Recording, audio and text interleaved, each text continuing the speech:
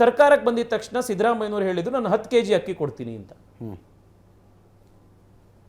10 kg ಅಕ್ಕಿ ಕೊಡೋದಿಕ್ಕೆ ಅವ್ರು ಮೊದಲನೇ ಮಾಡಿದ್ದೇನು ಅಂದ್ರೆ ಕೇಂದ್ರ ಸರ್ಕಾರದಿಂದ 10 kg ಕೊಡಿ ಅಂದ್ರು. ಅವ್ರ ಹತ್ರ ಅಕ್ಕಿ ಇರಲಿಲ್ಲ. ಅಕ್ಕಿ ಇಲ್ದಲೇ ಇದ್ದ ತಕ್ಷಣನೇ ಬ್ಲೇಮ್ ಮಾಡಿದ್ದು ನರೇಂದ್ರ ಮೋದಿ ಅಕ್ಕಿ ಕೊಡ್ತಾ ಇಲ್ಲ ನನಗೆ ಅಂತ. ಕರ್ನಾಟಕ ಜನ ನೆನ್ಪಿಟ್ಕೊಂಡಿದ್ದಾರೆ, ಅದನ್ನ ನೆನ್ಪಿಟ್ಕೊಂಡಿದ್ದಾರೆ. ದುಡ್ಡು ಕೊಡ್ತೀವಿ ಅಂದ್ರು ರಾಜ್ಯ ಸರ್ಕಾರದಿಂದ, ದುಡ್ಡು ಕೊಡ್ತೀವಿ ಅಕ್ಕಿ ಕೊಡಿ ಅಂತ ಕೇಳಿದ್ರು.